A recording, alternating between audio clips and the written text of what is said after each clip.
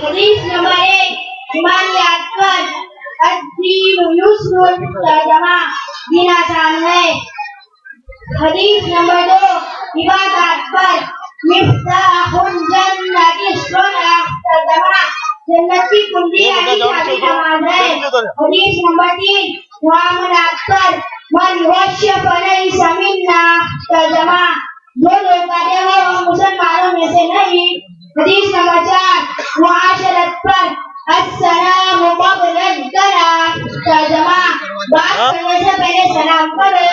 حدیث نمبر 5 اخلاقیات پر علیکم ترجمہ ہمیشہ سچ بات کہو۔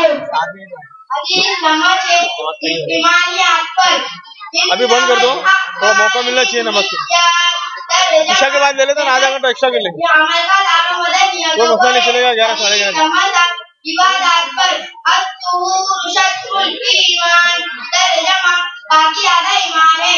حدیث نمبر 8 من انتہب نخبۃ فلیس منا ترجمہ جو کسی دوسرے کی چیز کر لے وہ ہم مسلمانوں میں سے نہیں۔ حدیث نمبر